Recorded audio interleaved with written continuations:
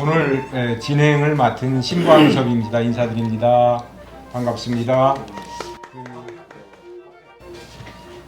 김태창 교수님의 제안으로 종교간 대화 모임을 일단 줌으로 이렇게 시작하게 됐고, 저에게 이제 연락을 받은 분들이 13분인데 오늘 들어오신 분도 계시고 못 들어오신 분도 계시고 앞으로 들어오실 분도 있으리라 그렇게 생각을 합니다. 오늘 일단 이제 처음 우리가 모였으니까 이렇게 줌으로 뵙고 또 줌으로 발표와 또 토론을 장시간 진행을 이제 해야 되는데, 하기 전에 이미 아시는 분들도 있고 또 모르시는 분들도 있고 이제 그런 것 같거든요. 그래서 오늘은 이제 처음 시간에 여기 들어오신 분들, 또 여기 이 연구소에 와 계신 분들 자기를 간단하게 먼저 이제 소개하고 그리고 이제 오늘 일정을 소화하고 그렇게 이제 진행을 하도록 하겠습니다. 먼저 제가 이제 이미 공동 카톡에 들어오신 분들을 가나다 순으로 이렇게 이름을 적었거든요. 그래서 제가 우리 줌으로 보이는 순서도 있지만 제가 이제 헷갈리니까 제가 가나다 순으로 먼저 호명을 할 때 그때 음소거를 열어주시고요. 음소거를 제거해 주시고 잠깐 자신의 소개를 좀 해주셨으면 좋겠습니다. 오늘 다행스럽게 강민창 제주도에 계신 목사님 들어오셨어요. 지금 인사 말씀 해주실 수 있으신가요? 잠깐 인사 좀 해주시죠. 우리 음소거 열어주시고요. 예. 네, 들리시죠? 예, 잘 들립니다. 예, 강민창입니다. 제주도에 살고 있고요. 저는 교회 목회보다는 제주도 시민사회 영역하고 교육 영역에 주로 참여하고 있습니다. 제주 미래 디자인 포럼이라는 프로그램을 매일 5월 1일씩 운영을 하고 있고, 또 한국, 중국, 일본을 연결하는 국제 네트워크 학교 개념을 런칭해서 일종의 네트워크 학교를 대안학교 중심으로요 이렇게 기획해서 진행하고 있습니다. 제주도 오시면 뵐 수 있기를 바라고 인사를 마치겠습니다. 감사합니다.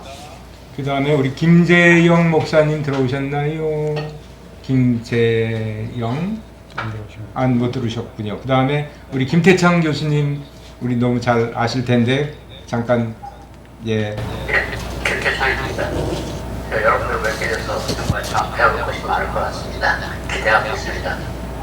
예, 이 모임을 주관해 주셨고요, 모아 주셨고, 차츰 또 이렇게 아시는 분은 너무 잘 아시겠지만 한국 원로 철학자이시고요, 또 공공 철학에 그동안 많은 저서를 내시고 또 이렇게 종교 간의 대화 모임도 관심을 갖게 해주셔서 오늘 이렇게 모임을 만들게 되는 그런 산파 역할을 하셨습니다. 그 다음에 우리 김용환 교수님 오셨나요? 네, 안 들어오셨고, 그 다음에 김현숙 교수님 들어오셨네요. 잠깐 음소거 해제해 주시고. 네, 안녕하세요. 김숙재 김현숙입니다. 뉴욕에서 감사하고요. 김태창 수장님 소개받고 여기 오늘 참여하게 돼서 저도 이제 기대가 크고 함께해서 기쁩니다. 예, 반갑습니다. 그 다음에 박맹수 총장님. 예. 네, 반갑습니다. 소속이 바뀌었습니다. 3월 1일자로 명예교수로 바뀌었습니다. 그동안에 좀 바깥에 일들을 한 4년간 하다가 이제 조그만 서재를 마련하고 열심히 지금 젊었을 때 하던 그런 열정으로 공부를 하고 있습니다. 김태창 선생님께서 불러주셔서 이 자리에 참석을 했는데 들어와 봤더니 또 아시는 분들이 여러 분 계셔서 우리 신광항성 목사님, 김영권 목사님, 이찬수 교수님 모시고 이 모임에 뭔가 이렇게 큰 결실이 이루어질 수 있도록 작은 힘이라도 되도록 하겠습니다. 고맙습니다. 감사합니다. 예, 그 다음에 우리 박세진 박사님. 예. 안녕하세요. 저는 여기 호주 에딜레이드 곳이고요. 저는 공교하게 전공했고요. 불러서 감사합니다. 네, 감사합니다. 예. 그 다음에 우리 박혁순 박사님이 있으신데 잠깐 자리에 지금 안 계시고요. 그 다음에 손원윤 교수님도 미국 출장 중이신데 못 들어오셨고요. 그 다음에 야규 마쿠토 박사님. 안녕하세요. 야규 마쿠토입니다. 일본에서 지금 익산 문화대에서 교육을 하고 있습니다. 이번에 대장 선생님의 친절을 받고 참석하게 됐는데요. 지난번에도 몇 번 만난 분이 몇 분이 계셔서 반갑습니다. 네, 감사합니다. 예, 감사합니다. 그 다음에 우리 윤세용 박사님. 네, 안녕하십니까. 예, 윤세형입니다. 이거 열어주시. 예. 그냥 얘기하셔도 들리시나 모르겠네요. 네, 제 목소리 들리는지요? 예, 제 목소리 들립니까? 네, 저는 윤세형입니다. 저는 많이 알지도 못하는데 이렇게 질문을 할 역할을 해서 참석을 했습니다. 일단 저는 국문학을 전공했는데요. 그 중에서 저는 한문학에 관심이 있어서 한문학을 좀 오랫동안 공부를 하고 있습니다. 예, 그런 차원에서 저를 초대를 시켜준 것인데요. 저는 그러니까 유교에 대해서 이제 공부를 하고 있지만 저는 이제 기본적으로 다른 종교에 대해서 모두 다 관심을 두고 있습니다. 예, 감사합니다. 네, 감사합니다. 김상희 박사님 왼쪽에 김상희 잠깐만요. 그 다음에 우리 이찬수 박사님. 네, 네 반갑습니다. 하울링 이찬수입니다.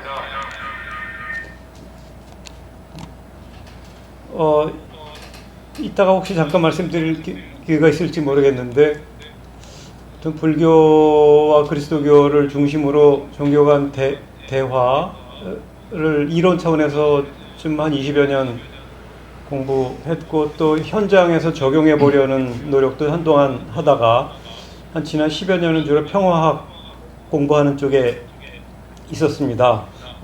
이 둘을 종합해 보고 싶은데 그동안 종교 간 대화가 결국 조화이고 통합이고 일치이기도 한데 그런 노력들이 앞으로 좀 제가 공부한 영역들을 좀 통합시키는 데 기여할 수 있지 않을까 하는 생각을 해보고요. 이 김태창 선생님이 귀한 자리를 마련해 주셨는데 저도 얼결에 오랫동안 해오던 전공을 소환해서 다시 같이 나눌 수 있는 시간을 갖게 되었네요. 오늘 반갑고 또 고맙습니다. 네, 감사합니다. 이명복은 소개하셨나? 예? 안 하셨지? 안 했죠. 예, 이명원 박사님 그 다음에. 음소거 해제할까요? 예, 하자고 거기서 해주시죠. 예, 안녕하세요. 반갑습니다.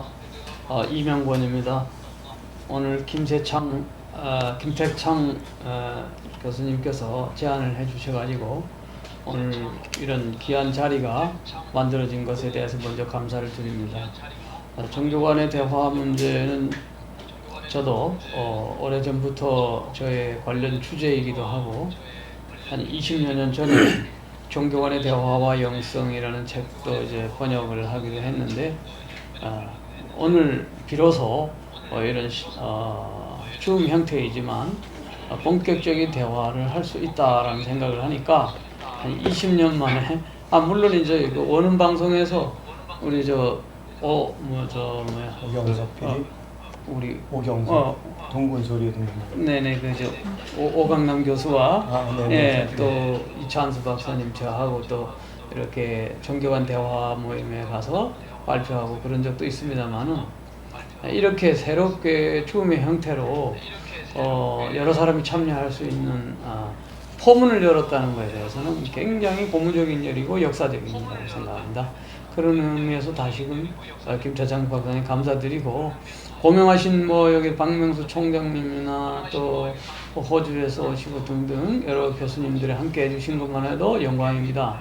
앞으로 이런 그 대화 모임이 지속적으로 이루어질 수 있으면 너무 감사하겠습니다. 다시 한번 오늘 짧고 부족한 발표가 되겠지만 이해해 주시고 토론을 통해서 또 심층적으로 발전시켜 나가는 좋은 계기가 되었으면 좋겠습니다. 진심으로 감사를 드립니다. 고맙습니다. 네, 감사합니다. 오늘 이찬수 박사님과 이명건 박사님이 발제하시는데 두 분 소개를 마쳤고요. 그 다음에 우리 김상희 선생님 줌에 올라오셨는데 잠깐 소개해 주시죠. 네, 반갑습니다. 저는 이제 그 이명건 박사님하고 평소에 잘 아는 지우로 이렇게 많은 교제를 나누고 있고 그런 이제 관계로 오늘 이렇게 좋은 모임이 있다고 해서 이 자리에 왔습니다. 저는 이제 한국의 예한예수교 장로회 합동 측의 목사로 있습니다. 목사 된 지는 한 30여 년 되고요. 그 다음에 영국에서 인터컬처럴하고 그 다음에 인터릴리지어스를 활동을 하면서 종교간 대화를 한 2005년도부터 많이 했습니다. 근데 이제 그런 거를 이제 한국의 상황에서 이제 그렇게 전개하기는 상당히 어려웠었고요. 그리고 제 세부 정도는 이제 경제 신학이에요. 그래서 학위 과정으로는 경제 신학을 하였고 한국에서 또 학위 과정으로 함께 신학 THD를 하고 그 다음에 또한 문화인류학을 또 과정을 밟았습니다. 그래서 세부 정도는 세 가지가 되는 것이고요. 그래서 이제 종교간의 대화, 인터컬처럴 스타디를 같이 한번 하면서 또 이게 좀 우리 이명건 박사님이 말씀하신 것처럼 어떤 인터릴리지어스 그런 대화로서 이렇게 나갈 수 있는 한 단계 조금 업그레이드하는 기회가 이런 기회에 주어졌으면 참 좋을 것 같다 그런 생각을 했고요. 그런 기회가 이번 기회에 좋은 매듭이 열려지기를 한번 기대하면서 이렇게 열심히 하고 참여했습니다. 감사드립니다. 감사합니다. 이제 소개를 다 하신 것 같고요. 오늘 이제 발표에 들어가기 전에 우리가 이제 처음 모임이기 때문에 또 처음 모임이지만 여기에 참여하신 분들은 정도의 차이는 있겠습니다만 각 전공 분야가 있고 또 전공 분야를 넘어서서 어떤 종교 간의 대화에 관심을 가지시거나 혹은 많은 공부도 하신 분들이 있는 줄로 합니다. 그리고 또한 저 자신도 이제 종교다원주의 내지는 종교신학을 공부하면서 한국 안에 이런 전문가들이 또는 크리스찬 아카데미나 또는 KCRP나 또는 NCC 안에 이제 교회일치와 종교대화국이나 또는 카톨릭도 그렇고요. 그런 여러 모임에서 종교 간의 대화를 그동안 해왔고 최근에는 저도 그 분야에 여러 해 이제 관심을 떠난 상태이라 최근 한 5년, 10년 동안에는 어떤 일들이 더 진전해서 일어나는지를 잘 이제 확인을 못하고 있는데요.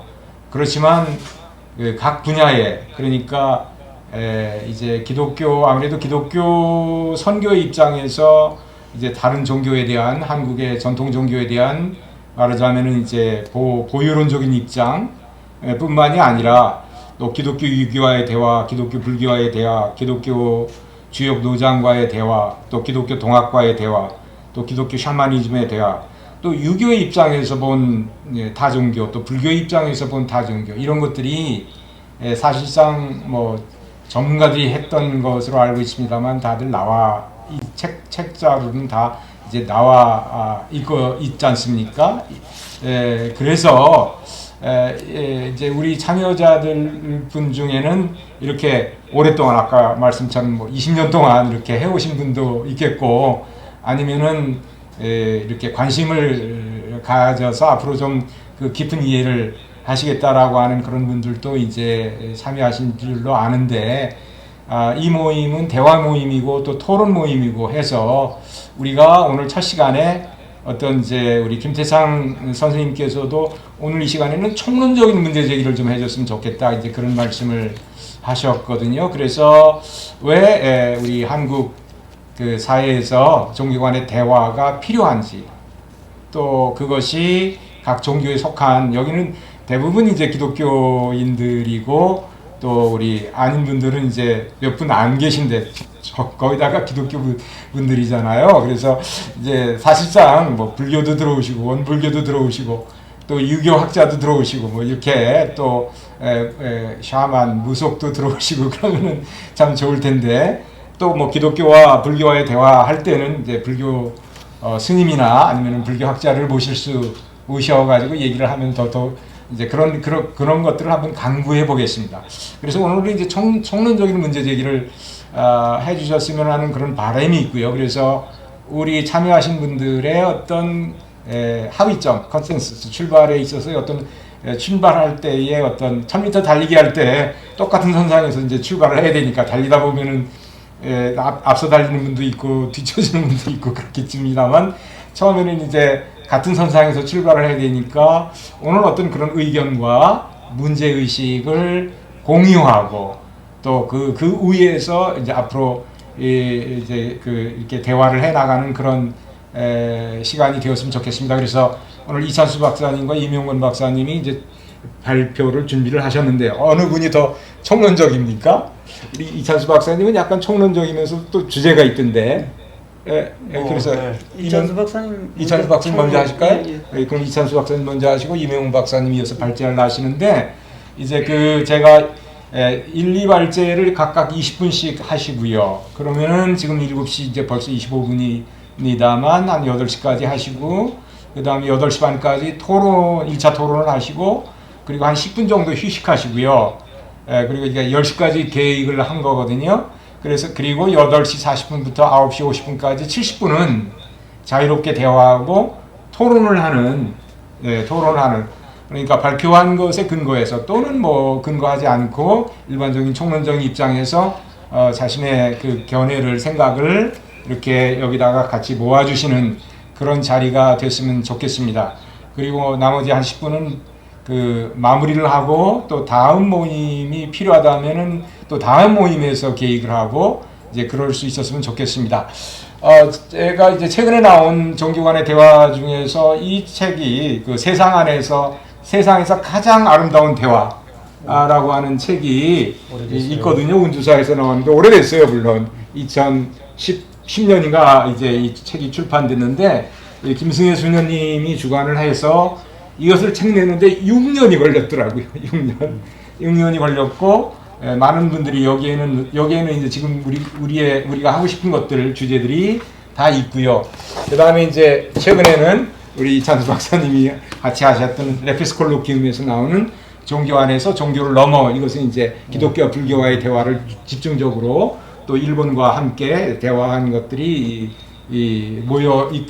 녹아 있거든요. 녹아 있어서 그리고 다른 많은 책들이 있습니다. 개별적인 많은 이제 책들이 있고 한 건데 이제 두 권이 가장 우리의 대화의 모임을 우리의 대화의 모임이 닮아가고 또한 닮아갈 뿐만이 아니라 여기서 성취한 업적보다는 더 다른 것, 더 높은 것 또는 더 다른 것들을 만들어내야 되지 않겠습니까? 라고 하는 그런 이제 저 자신의 개인적인 소감이 있는데 어쨌든 굉장히 이제 오랫동안 앞에 것은 했어요. 그래서 오랫동안 하려면은 이제 굉장히 이제 정성들어 들어가야 되고 시간도 들어가야 되고 이제 공부도 같이 해야 되고 이제 하는 그런 모임이 있는 것 같습니다. 어쨌든 이런 그 지속성과 계속성과 또 어떤 뭐라고 할까 열매도 우리 김대창 선생님께서 그 아름다운 꽃을 피우고 열매 맺기에 기여하는 새길 열기가 될 수 있기를 기대합니다. 이런 말씀을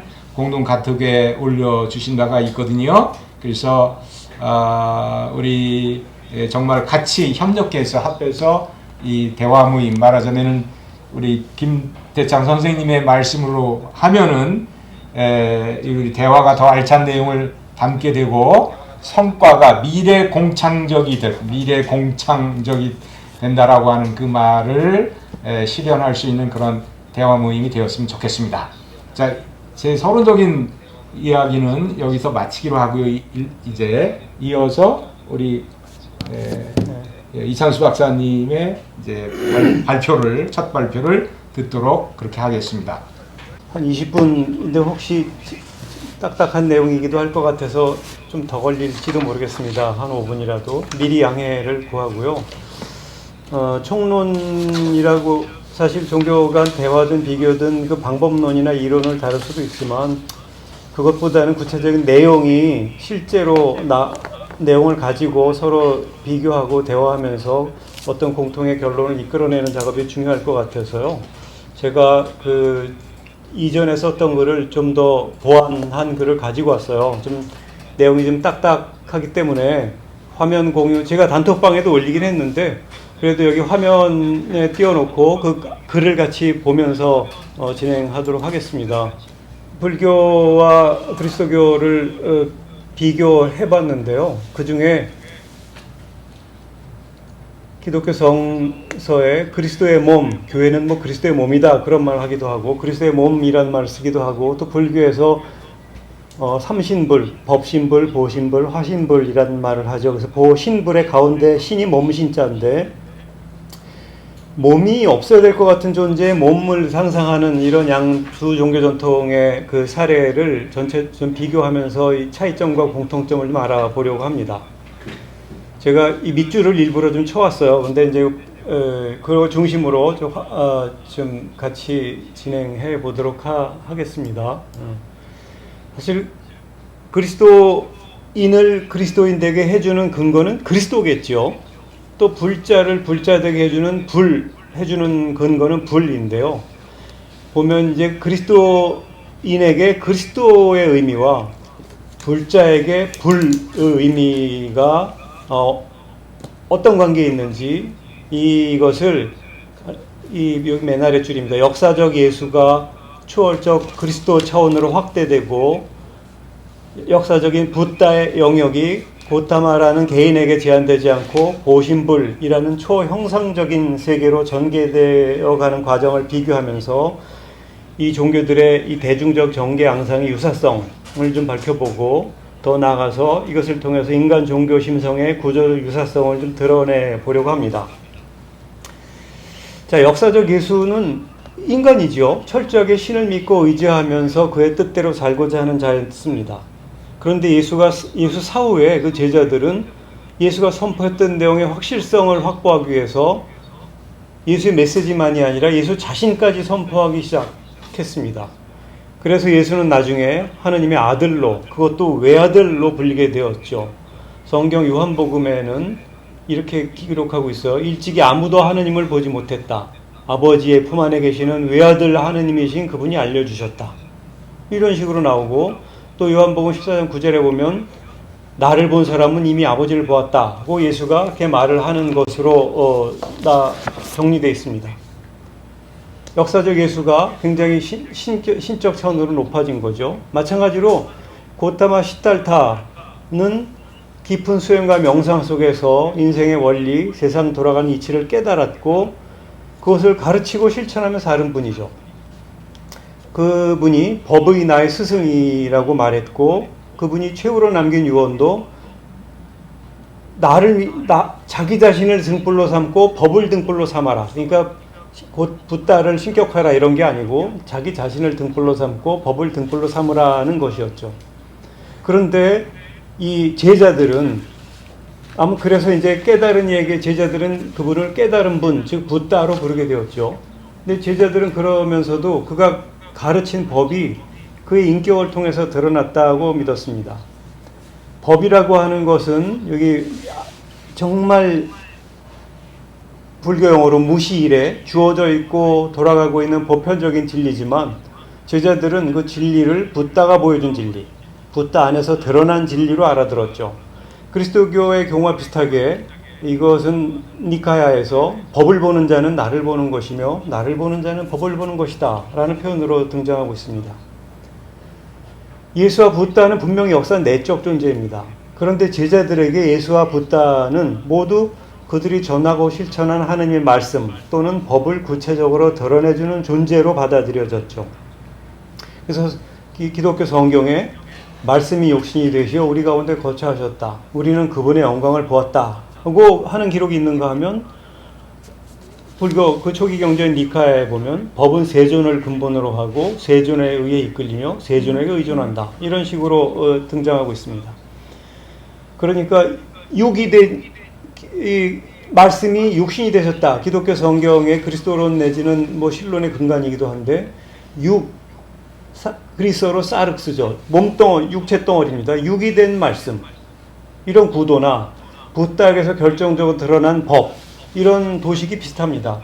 제자들은 이런 도식으로 이 스승을 설명하면서 점점 예수와 붓다를 라는 역사적 존재가 아니라 예수와 붓다 되게 해준 근원적인 원리, 그 선행적인 원리를 강조하기 시작합니다. 그러다가 이 제자들 중의 일부는 예수가 사후에 예수야말로 본래 영원한 하나님의 모습을 지니신 분이셨는데 낮고 천한 인간의 모습으로 오셨다가 다시 본래 위치만큼 드러높여지셨다는 식의 예수 선제 신앙을 발생시켰죠. 고타마 시달타 왕자가 출가해서 붓다가 된 것도 6년 동안 고행해서 수행해서 붓다가 된 게 아니라 수많은 생애를 거듭하면서 끝없이 수행하고 선행을 쌓은 결과라는 신앙이 생겨납니다. 둘 다 현재 존재의 기원을 현재 이전의 자리에서 찾고 있는 거죠. 이게 좀 정리해보면 이런 식입니다. 경험적인 차원에서는 예수나 부처님 속에서 하나님의 말씀과 불교의 그 법, 즉 진리 자체라고 할까, 법을 알아들었는데 논리적으로는 하나님의 말씀이나 법이 예수나 붓다를 바로 예수나 붓다로 만들어준 근거가 된다라는 식으로 풀어나간 셈이죠. 이런 식으로 그리스도교에서는 영원한 하나님의 말씀과 육화라는 도식으로 하나님과 예수를 이해했다면 불교에서는 영원한 진리로서의 법신과 그 구체화로서의 색신이라는 도식으로 이 법과 붓다를 이해하기 시작합니다. 이때 법신이란 말은 구체적 존재인 고타마 붓다의 깨달음과 그 깨달음의 근거한 구체적인 가르침들을, 즉 이 부처님이 입에서 나온 메시지도 법이라 그러잖아요. 그 법을 가능하게 해주는 근본 요소들의 집합과 같은데요. 이것이 이런 것이 가능하려면 부처님의 깨달음이 법이려면, 그리고 그 법이 정말 무실에 있었던 영원한 진리의 구체적인 표현이라면 부처님의 깨달음 자체가 완벽한 것이어야 하고, 완벽한 깨달음이라는 것은 진여를 깨달은 것이면서 동시에 진여에 의한 깨달음이기도 해야 되는 거죠. 이런 식으로 법을 법되게 해주는 근본 요소들이 고타마 붓다에게서 드러났다고 봅니다. 이 바꿔 말하면 이 고타마 붓다는 법을 법되게 해준 근본 요소들을 드러낸 존재가 되는 거죠. 불교 용어로 법신을 구체적으로 드러낸 색신이라고 할 수 있습니다. 이 색신과 법신을 총칭해서 불신이라고 부르는데, 여기 각주에 보면 여기 요 부분입니다. 중생은 세상 이거는 세친의 섭대승론석의 표현에 근거한 유가행학파의 표현입니다만 원래 중생은 세상 만사가 다른 것에 의존해서 일어난다는 사실을 의탁이성 이런 걸 몰라요. 다 관계성에 있다는 사실을 모른 채 망상에 사로잡혀 있습니다. 근데 만일 나란 존재도 다른 존재와의 관계성 속에 있다는 사실을 제대로 깨닫게 되면 사물의 원래 원만 구족한 모습이 드러나게 된다는 거 가르치고, 한마디로 의탁이성, 의존해서 일어난다는 성질에서 원래 갖추어진 본래적인 성질로 전환하는 것을 전의라 그러는데, 이런 어떻게 전의가 일어날 수 있냐. 여기에는 원래 일체 사물이 열애, 그러니까 법신을 본질로 하고 있다는 그런 이제 불교적 형이상학으로 이어지죠. 원래 그러한 존재니까 비로소 그렇게 할 수 있는 거다, 이런 논리입니다. 대승기신론의 표현에 따라 보면 본각이 원래 중생은 다 본래 깨달아 있죠. 근데 본래 깨달아 있다는 사실을 비로소 깨닫는, 시각하는 것을 전의라고 하는데, 어떻게 비로소 깨달을 수 있지? 원래 깨달아 있기 때문에, 이런 논리예요. 이런 논리가 부처님의 그 수행을 통해서 깨달았는데, 수행에서 깨달았다기보다는 원래 깨달아 있었던 분이야, 이런 식의 논리로 이어져 간다고 할 수 있습니다. 이 부처님이 붓다가 가르쳐주고 보여준 법이 이미 붓다 안에서 다 드러났기 때문에 그분이야말로 순수한 이 법신의 총체와 같다는 의미에서 이 법신이라는 용어를 이제 사용하게 되죠. 근데 이런 해석은 어디까지나 구체적 존재인 고타마 붓다의 모습에 대한 제자들의 기억과 연상 속에서 이루어지는 일이었습니다. 그렇지만 부처님이 죽고 나서 시간이 흐르니까 그에 대한 모습도 희미해졌어요. 기억도 희미해졌어요. 그러니까 점차 부처님의 구체적인 흔적, 유골이죠. 원래 우리 사리를 굉장히 신비화시켜서 얘기합니다만, 원래 사리란 말은 산스크리트 샤리라에서 나온 말이고 유골이란 뜻이에요. 유골과 같은 구체적 사물을 숭배하는 탑도리 신앙이 등장합니다. 이 사람들은 법신 자체보다는 법신을 알려준 고타마 붓다를 법신의 구체화, 화신이죠.로 알고 숭배하는 행위예요. 그리고 탑도리 신앙인들은 이 붓다의 생물학적인 몸에서 생물학적인 몸만 보지 않고 그 몸을 몸되게 해준 근원적이고 이상적인 요소들을 확인해 온 거라고 할 수 있습니다. 그러다가 그러니까 몸에 자꾸 집착하는 제자들이 후학들이 생긴 거죠. 그러니까 초기 경전이 반야경에서는 이 탑도리 신앙인들을 다시 비판합니다. 반야경에서는 정말 역사적 존재가 중요한 게 아니라 반야바라밀, 그러니까 최상의 지혜죠. 이 지혜가 정말 부처님의 몸이다, 불신이다, 이렇게 주장합니다. 역사적 존재로서의 고타마 붓다보다는 경험적으로는 부처님에게서 비롯됐지만 이론적으로는 부처님을 부처님 되게 해준 이미 선지하는 진리, 즉 법이에요. 그 법에 무게중심을 두고 있는 셈입니다. 진정한 붓다, 그 본래 모습은 역사적 존재 혹은 생물학적 몸이 아니라 부처님의 지혜가 진정한 모습이다, 이런 식으로 보면서 육신을 지닌 석전에 매이지 말고 그의 지혜, 즉 무아의 진리를 따라야 한다는 주장을 펼치죠. 이런 식으로 역사적 존재로서의 고타마 붓다에 대한 강조로부터 역사적 구체성을 초월한 보편적 진리로서의 법신에 대한 강조로 무게중심을 옮겨가고 있습니다. 즉 불신의 보편성에 대한 강조로 옮겨간 건데요. 이런 불신론의 전개는 기독교적으로도 기독교 역사로도 비슷합니다. 성서가 예수의 부활과 관련해서 전한 증언들을 보면 초기에는 예수의 육체적 부활을 강조하다가 점차 육체성을 넘어서는 초형상적 그리스도로 전이하는 과정과 비슷합니다. 원시 그리스도교에서는 예수가 참 죽었음에도 불구하고 자신들과 함께하는 예수를 느끼면서 그것을 예수에 대한 신적 선제성 개념으로 발전시켰고, 다른 한편에서는 예수를 보지 못한 제자들에게 예수의 확실성을 전하는 방법으로 예수가 육체적으로 부활했다는 신앙을 발생시키기도 합니다. 그러면서도 육체는 어디까지나 제한적 존재다 보니까 그런 반성을 하면서 예수의 육체적 제한성에 매이면 안 된다, 영적인 보편성이 중요하다는 사실을 부각시키기도 합니다. 서기 백령경에 기록된 요한복음에서는 진정한 부활은 육체적 차원을 넘어선다는 입장을 보여주죠. 그래서 보지 않고도 믿는 이들은 복되다는 표현이 등장한달까. 여기서 강조하려는 것은 육체성을 넘어서는 곳에서 진리의 모습이 보인다는 건데요. 진리는 역사적 구체성 안에 갇히지 않는다는 사실을 말하려는 셈이라고 할 수 있습니다. 근데 이것을 보면 대중은 예수의 육체성에 집착했다는 뜻이고 경전 기록자 같은 엘리트층의 일부는 육체적 제한성을 넘어서는 곳에서 진리의 모습을 보았다는 뜻이죠. 이처럼 예수의 부활과 관련해서 전개되어간 성서의 역사도 전체적으로는 예수의 몸에 대한 집착을 벗어나는 쪽으로 전개되어 간다고 할 수 있습니다. 그래서 나중에 상상되고 신봉된 예수의 몸은 역사적 예수의 몸과는 다른 차원으로 전승돼 가죠. 그래서 예수의 몸을 보지 못하게 된 교회에서는 역사적 예수가 본래 하느님의 모습을 하고 계셨다는 이상적인 분, 즉 초월적 그리스도 차원으로 생각하기 시작했습니다.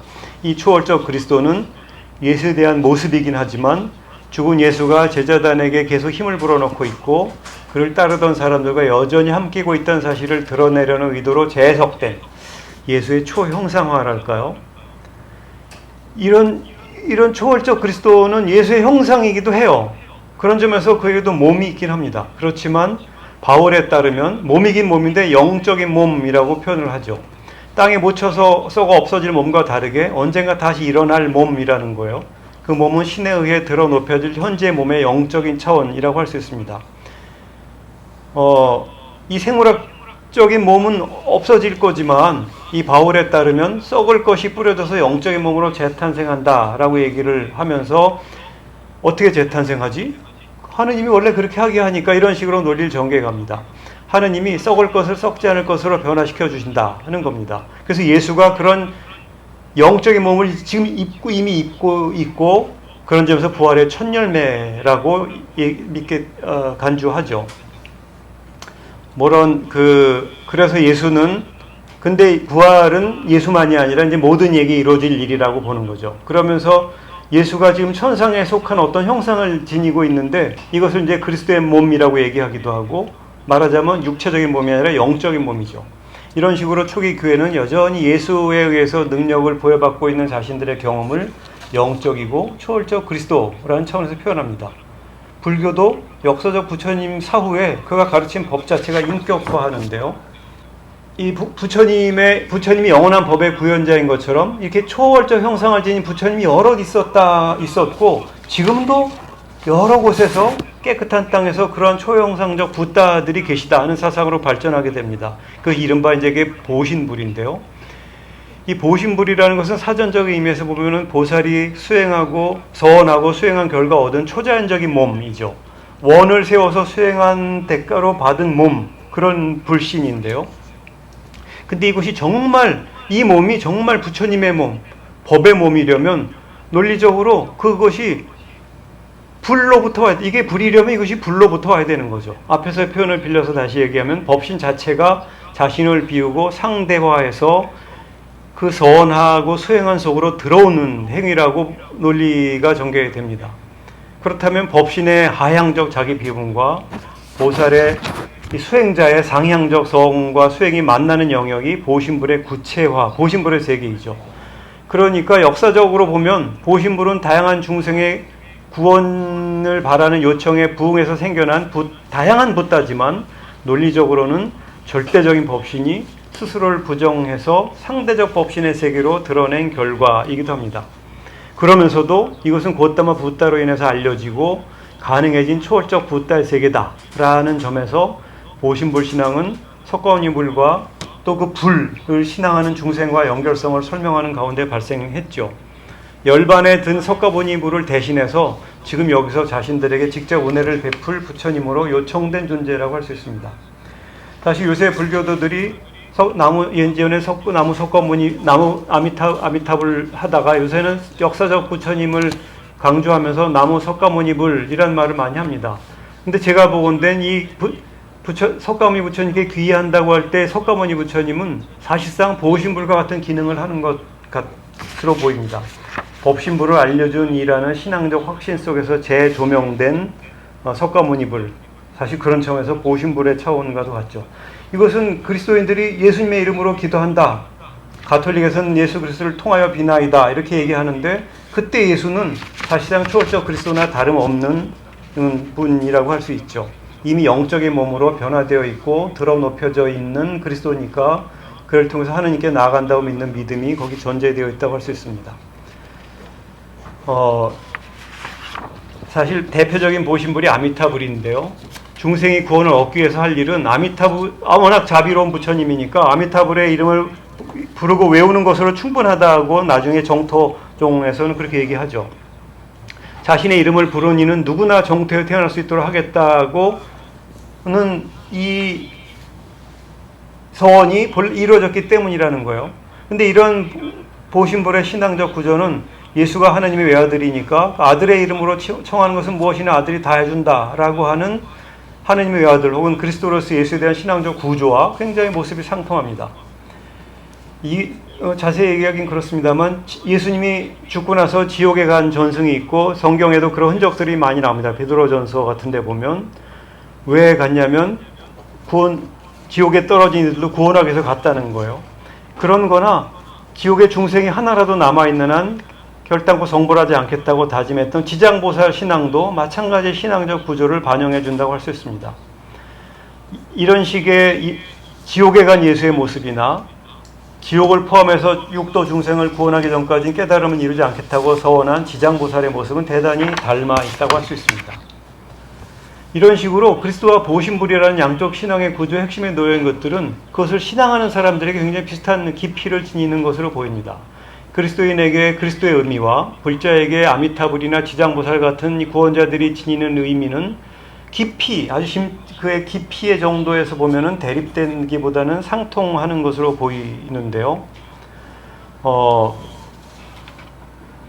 이런 것들은 저마다 궁극적 진리라고 하는 것을 인생의 목표로 내지는 근거로 삼고 살아가는 사람들의 삶의 체험이라는 것은 세계관과 표현 방식의 차별성에도 불구하고 서로 무지칠 수 없는 비슷한 깊이를 지닌다는 것이 이 글의 요지이기도 합니다. 그리스도교에서나 불교에서나 중생의 몸 자체는 그다지 만족스럽지 못한 유한한 것이죠. 그런데 예수나 붓다 같은 분들이 이러한 괴로움을 극복했다고 믿어지면서 불만족스럽고 제한적인 몸의 차원을 넘어선 존재 차원으로 재조명되었고 중생의 구체적인 구원 욕구에 부응하는 초월적 존재로 바뀝니다. 예수와 붓다로부터 비롯된 주 종교 모두 구체적인 몸을 초월적인 몸으로 전개시켜간 역사를 지닙니다. 여기에는 두 가지 공통적인 이유와 논리가 있어 보입니다. 첫 번째는 중생이 예수와 예수의 말 혹은 붓다 부처님의 법을 일치시키는 데서 비롯된 일이죠. 정말 예수가 말한 하나님 나라가 정말 하나님 나라라면 예수가 하나님이어야 된다는 논리이고 부처님의 법이 정말 법신이라면 그렇게 전한 석가모니 부처님 자신이 법신의 화신, 즉 화신이어야 된다. 그런 논리예요. 그러면서 이런 논리에 따라 일반 중생은 이 역사적 제한성을 끝없이 초월시켜서 구체적 역사의 모든 것을 포용하는 방식을 전개해 나갔고 그 외적 확장을 통한 보편의 추구죠. 이와 대조적으로 내적 본질을 천착하면서 왜 보편적 진리를 발견해가는 철학자나 신학자들의 방식도 있다고 할 수 있습니다. 또 이들의 공통점 문제는 제가 보는 언어의 문제인데요. 이 보편적인 세계나 사실 언어라는 건 뭐든지 경계가 있고 어떤 언어를 사용하는 순간 다른 언어는 가려지잖아요. 그런데 특별한 경험을 전달하고자 할 때일수록 자꾸 과장법을 쓰는 경향이 생깁니다. 비일상적인 경험이나 일상 넘어 내지는 그런 애까지 연결되는 세계에 대해서 말할 때 어느 정도 과장하게 되는 것은 인지상정인데요. 이때 발화자가 말하려는 내용을 긍정적으로 전달할 때는 과대평가하게 되고 부정적으로 전달할 때는 과소평가를 하게 됩니다. 왜냐하면 뭔가 전하려는 의도가 있기 때문인 거죠. 그 청취자도 그 말을 들으면서 의도를 어느 정도 이해하면서도 또 그 청취자가 발화자가 되면 마찬가지로 과장된 언어를 사용하곤 합니다. 이때 과장이란 말은 오류란 차원의 의미가 아닙니다. 경험과 의도를 전달하는 방법의 하나인데요. 이런 과장적 전달이 계속되고 또 중첩되면서 전과는 다른 새로운 개념과 관점들이 형성됩니다. 이런 개념과 관점이 기존의 대상을 재형성시키고 재구성시키죠. 그러면서 이 대상이 과장되기 이전의 존재와 불연속적 연속 내지는 연속적 불연속의 관계에 놓이게 되는 것 같습니다. 예수가 선포하고 붓다의 깨달음이 대중 안에서 살아가는 방식에는 이 언어적 특징이 반영되어 있다고 할 수 있는데 이것은 중생이 오해를 한 것이라기보다는 자연스러운 일이고 중요성이 변한 것이다. 이제 해석학적 언어라고 할 수 있습니다. 이렇게 봐야 되지 않을까 싶습니다. 역사 내적 예수와 붓다를 역사 초월적 그리스도와 보신불로 승화시켜온 종교적 심성은 사실 모순인 것 같지 않습니다. 앞에서 말씀드린 것처럼 경험적 차원에서는 예수 속에서 하나님의 말씀을 알아듣고 부처님 속에서 법을 알아들었는데, 이 경험을 확실하게 보증하기 위해서는 하나님의 말씀이 예수를 예수되게 해준 거고, 법 진리 자체가 부처님을 부처님 되게 해주었다는 논리로 뒷받침하는 거죠. 예수를 예수로 만들고 부처님을 부처님으로 만든 근원에 대해서 후학들이 신이랄까, 일자, 공, 절대무 같은 다양한 언어를 사용하면서 역사와 보편을 연결시키는 작업을 해오기도 했는데, 이것은 여전히 육체를 가지고 사는 고통받는 중생의 삶이 고통으로 끝나는 것이 아니라 뭔가 가능성이 있으려면 이것을 극복하고 초월의 세계에 합일한 사례가 있을수록 좋겠죠. 나아가서 제한적 육체가 보편의 세계로 전환할 수 있는 가능성이 애당초부터 있어야 할 겁니다. 이 스승들은 그리스도인과 불자에게 그 가능성을 구현한 드문 사례들이라고 믿어지는 거죠. 그렇게 다양한 방식으로 영향을 끼치고 진리의 세계로 인도한다는 신념이 부분과 전체를 연결시키고 있습니다. 그렇게 해서 역사 내적 구체성과 역사 초월 보편성이 서로 만난다고 보고요.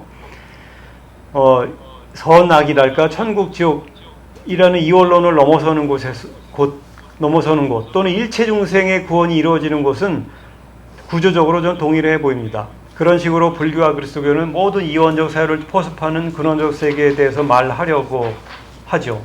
하느님은 모든 사람이 구원을 받고 진리를 아는 데 이르기를 원하신다는 디모데전서의 성서와 모든 중생은 불성을 지니고 있다는 불경은 대극합일적, 겉보기는 달라 보이지만 정말 말을 하려는 것은 구원의 보편성을 얘기하려는 거라고 할 수 있습니다.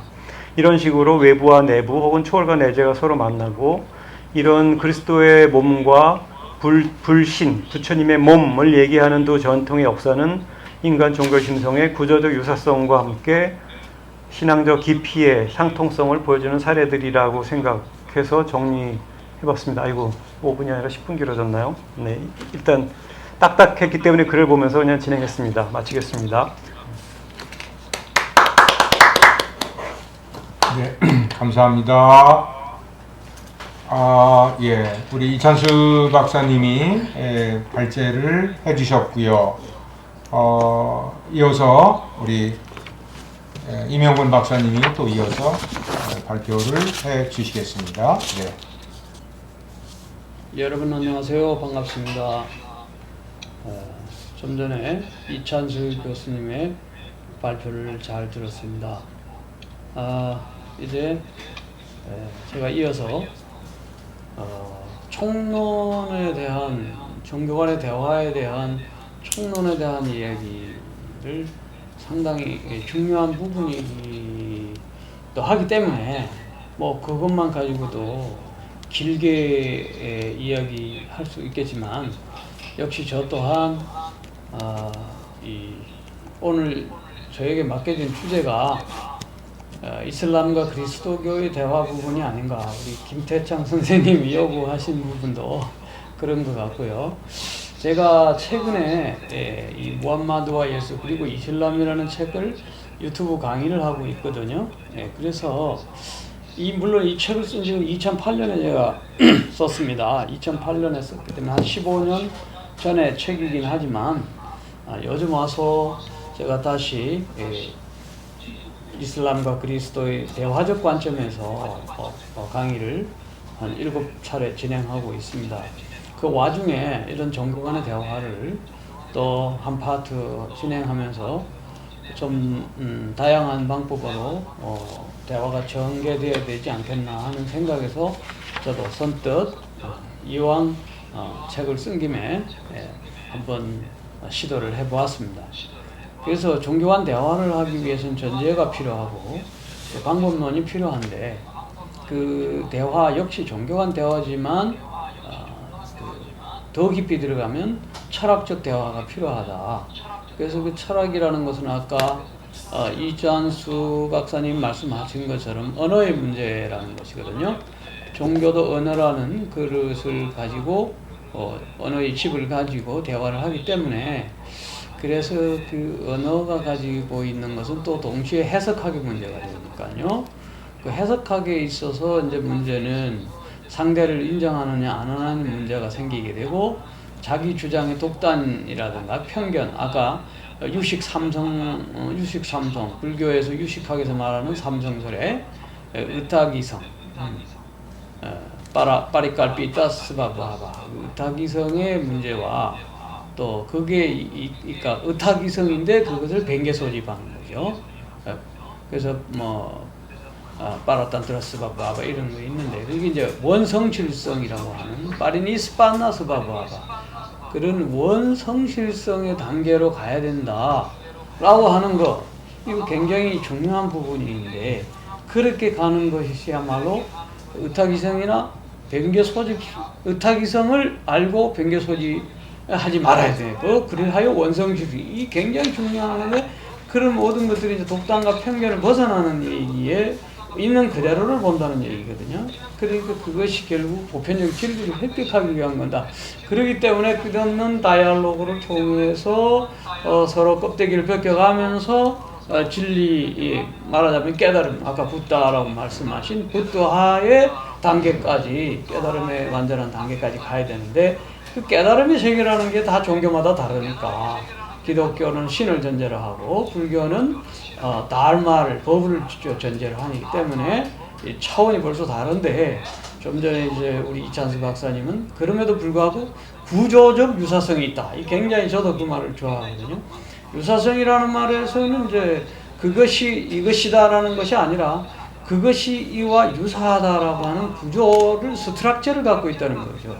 그래서 달마가야 뭐 또 법신을 이제 가지고 고신불도 가지고 이제 신자를 가지고 이제 몸에 입각한 예수와 승기된 신분의 그리스도를 비교하는 거 이런 것이 이제 굉장히 구조적으로 유사한 것이 인정돼야 하지 않겠는가. 구조적 유사성은 이게 철학적 방법론이겠죠. 그래서 이런 것을 하더라도 특히 이슬람과 기독교는 굉장히 이제 오랜 역사 동안 십자군 전쟁도 있었고 역사 속에서 피 흘림의 역사가 있었는데 그런 이유가 이제 여러 가지 문제가 있지만 이제 우리가 본질적인 문제에서 개방적인 태도로 서로 대화하면 상당히 오해가 허물어지고 편견이나 독단이 해소되는 그런 측면이 있지 않겠나. 그래서 우선은 이론적으로 접근을 해야 될 필요가 있다. 그래서 종교적 다양성을 인정을 해주는 게 굉장히 중요하다. 인정이라고 하는 것은 그 사람이 태어난 역사적 배경과 문화적 조건을 인정합니다. 태국 사람이 태국에서 태어났으면 대부분이 태국의 문화 속에서 태국 불자가 되기가 아주 십상인 나라고 인도라는 거대한 나라는 힌두이즘이라는 거대한 그 문화적 풍토 속에서 자랄 수밖에 없는 거고 저기 이슬람은 아주 팔레스타인이나 유대인들은 과거에 오랜 동안 하나님을 믿을 수밖에 없는 거다. 그런 우리 지리적, 문화적, 역사적 배경을 다양성을 인정하면 교리적 싸움은 덜하게 되지 않는가 하는 거. 그러면서 그걸 존중하고 서로 공감하며 소통하는 배경을 열어가야 되는 것이고 그러면서 한 걸음 더 나가면 이제 종교적 진리, 소위 말하는 ultimate reality라고 하는 궁극적 실제를 찾아가는 그러한 진리를 찾아가는 그 가치를 탐구하는 정신이 필요하다. 그리고 거기서 ultimate reality 궁극적 실제와 ultimate concern 궁극적 관심사 폴 틸리나 뭐 이런 사람들 하는 얘기 그러한 관심사를 사실 같이 공유하고 또 나에게서 없던 걸 배우는 그런 겸손한 자세가 필요하다. 그래서 대화의 차원에는 여러 가지 영역이 있죠. 학문적 영역, 실천적 영역, 그 다음에 이제 뭐 영적, 사회적 차원 이런 게 있는데 저는 오늘 학문적 방법으로서의 그 대화를 중시하죠. 학문적 방법은 역시 텍스트죠. 텍스트 혹은 그 트래디션, 전통. 그러니까 그것을 우리가 비평적으로 분석한다. 비평적이라고 할 때는 히스토리컬 크리티시즘이라는 방법론이 들어가죠. 역사 비평이 들어가고 그 역사적 방법론에서는 역시 문헌 비평이라든가 그 다음에 양식 비평이라든가 편집 비평이라든가 이런 비평적 방법 이것이 해석학이죠. 그것이 이제 들어가서 하는데 역시 저는 텍스트 중심이니까 꾸란이라든가 꾸란의 텍스트와 그 다음에 성경의 텍스트 이런 것을 동시에 분석해서 비교하는 방법을 제가 택하는 것을 선호합니다. 예, 그래서 이제 그다음 다른 방법도 있겠지만, 그래서 종교 대화의 이제 필요성을 우리가 이제 언급하지 않을 수 없는데, 아까도 우리 이찬수 교수님이 불교와 기독교를 구조적 유사성을 가지고 말씀을 했습니다. 그러면서 동시에 차이점이 뭐 있는 것은 뭐 말할 것도 없죠. 그런데 그 비교적인 방법을 통해서 우리가 상호 무엇을 개선해야 할 것인가? 불교는 불교대로, 또 기독교는 기독교대로 자기가 가지고 있지 못한 부분을 서로 개선해 나가는, 예를 들어서 뭐 수행론이라든가 어떤 교리적인 거는 양보할 수 없더라도 실천적 어떤 수행 방법이라든가 등등이 많거든요. 그래서 개선해 나가는 것을 열린 자세로 하는 필요가 있다. 거기서 한 걸음 더 나가서 각각 텍스트가 가지고 있는 불경이라든가 또 성경이라든가 이 경전 속에서 오늘날 우리에게 주어지는 현대적 의의를 찾아야 된다. 그러면서 그 사회적 요즘 이슈가 되고 있는 기후위기라든가 공공성의 문제를 우리가 찾아서 실천적으로 연대해 나가는 그러한 작업이 필요하다. 그러면 이제 좀 더 구체적으로 우리가 종교 대화를 어떻게 무엇을 가지고 할 것인가 하는 컨텐츠, 내용인데요. 그 내용은 서로 각자가 불교나 기독교, 이슬람이 가지고 있는 그 종교적인 신념이 있는 빌리프 시스템이거든요. 결국 저 상점에 가가지고 슈퍼마켓에 가가지고 나는 이 라떼를 좋아해, 나는 아보카도를 좋아해. 자기가 원하는 어떤 방향성이 있는 거죠. 나는 신을 믿어. 나는 신을 믿지 않아. 나 각각의 그 신념이 체계화될 때 빌리프 시스템이 돼가지고 그 신념 체계가 되면 이제 그거 하나의 이론이 되는데, 그것이 지니는 소중한 또 가치들이 있죠. 예수, 역사적 예수, 십자가, 부활, 영원성을 좋아한다면 또 그렇게 택할 것이죠. 그래서 이제 그런 것들을 우리가 각자 교류해 볼 수 있는 거고, 아까 말한 역사, 이슬람의 역사, 문화, 어떻게 이것도 또 대화의 콘텐츠가 되고, 그러나 이제 좀 더 저는 텍스트, 꾸란을 중심으로 해서 좀 더 비교해 볼 수 있다. 그래서 이제 간단하게 이야기하면 꾸란, 이슬람과 그리스도교를 비교하는 방법에서는 무엇보다 공통점을 먼저 찾고 또 차이점을 찾아야 되겠죠. 그래서 보면 이 공통점이라고 하는 것은 역시 그 유대교를 중심으로 한 그 뿌리를 가지는 아브라함의 종교다라는 것이죠. 그 부분에 대해서는 완전히 일치합니다. 유대교에서 나오는 아브라함의 이삭과 이스마엘이 나왔기 때문에 이스마엘 후대가 이제 이슬람이 되고 있지 않습니까? 그러므로 아브라함 이전까지는 다 똑같은 거 믿어요. 모세라든가 뭐 이런 거에 창조 이런 거 다 믿는데 해석하기에서 좀 차이가 나요. 성경에서는 아담과 이브, 여기서 이 하와가 이제 먼저 유혹을 했다고 그러지만 꾸란에 가서는 그것이 달라집니다. 이제 그런 등등 문제가 있지만 근본적으로는 아브라함의 종교다. 그 다음에 유일신 하나님을 믿고 구약을 인정하고 예언자와 또 천사, 최후의 심판, 천국 지옥 등의 교리를 그대로 믿는 거예요. 그리고 두 종교 양쪽 모두 다 자비와 용서와 평화와 화합을 중시한다는 것은 우리가 잘 알고 있는 공통점입니다. 그리고 차이점에 가서는 역시 이제 다양한 차이가 많이 있어요. 꾸란은 이제 기본적으로 이슬람에서 유일한 경전으로 믿고, 유일한 경전, 가장 최고의 경전, 하나님의 최후의 계시다. 하나님이라고 했지만 알라죠. 알라 하나님. 한국판 요즘 꾸란 성경 보면 알라를 하나님으로 이제 표현을 많이 해놨어요. 영어로는 다 이렇게 돼서, 그래서 알라 하나님인데 알라죠. 하나님이고.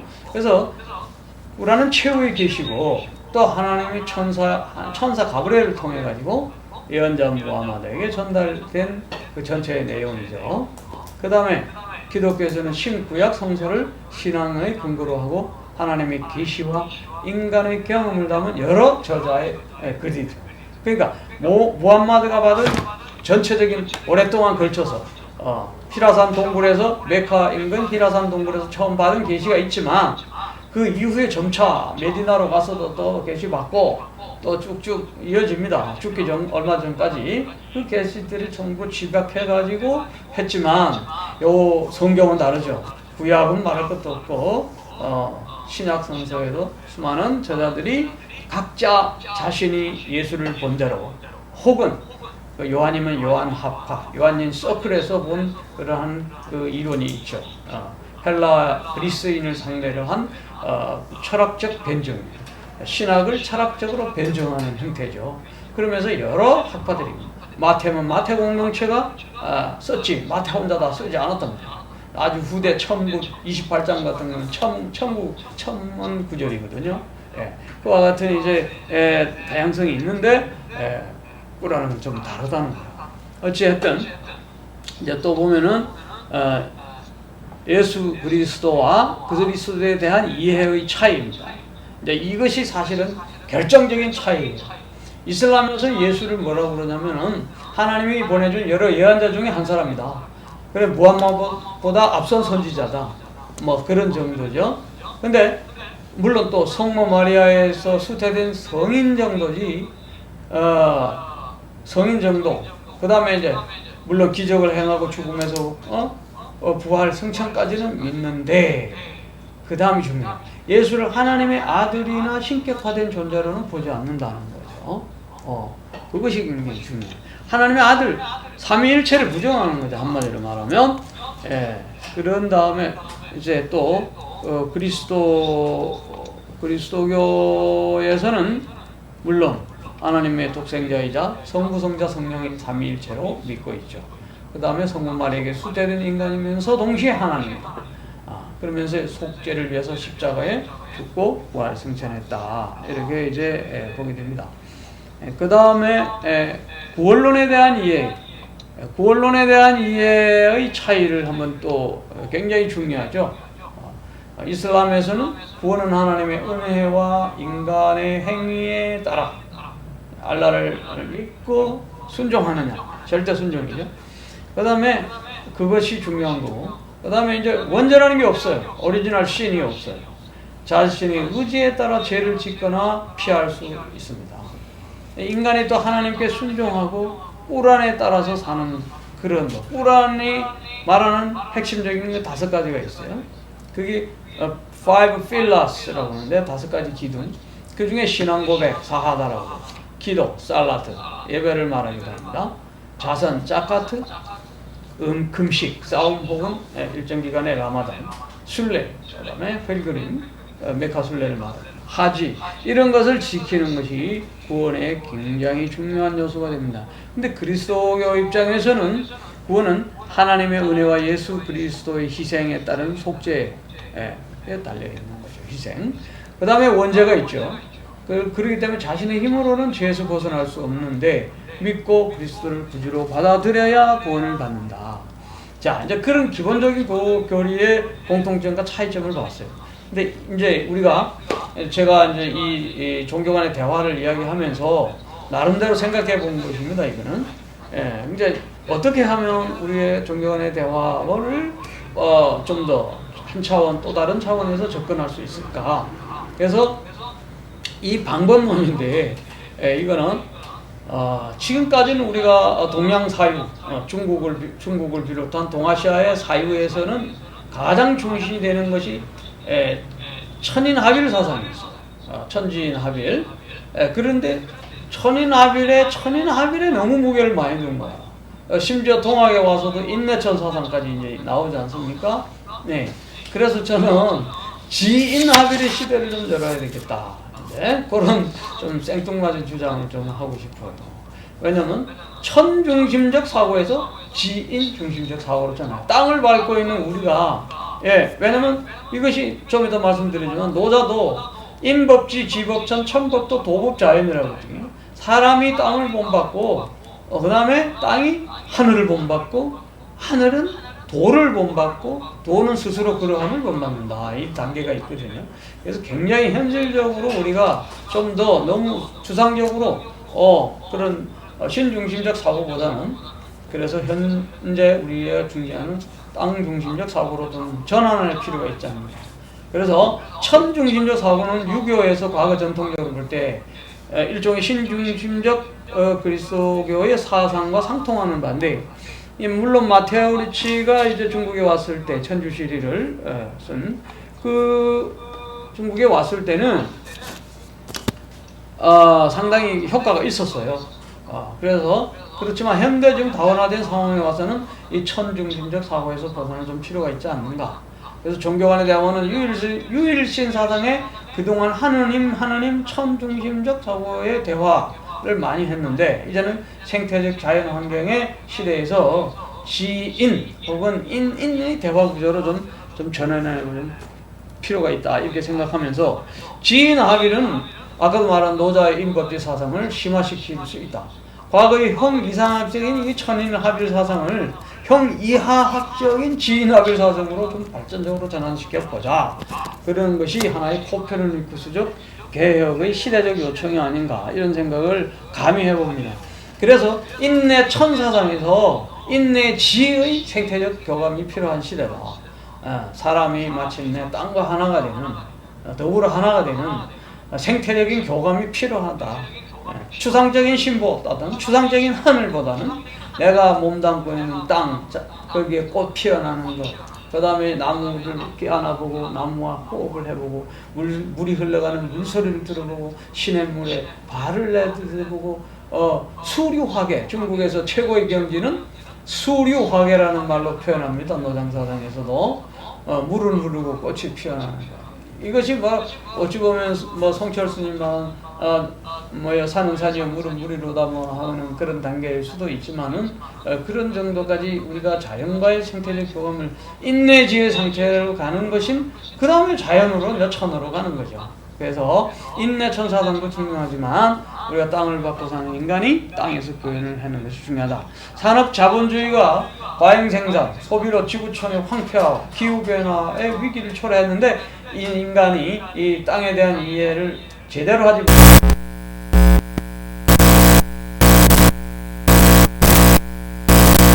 적인 방법으로 지구를 황폐화시키고 있는 거 아닌가.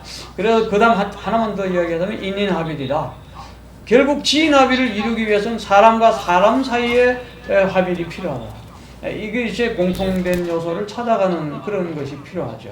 절대 인간과 인간의 합의는 정말 쉽지 않습니다. 그래서 평화 공존을 위해서는 합의의 요소가 합의가 필요해요.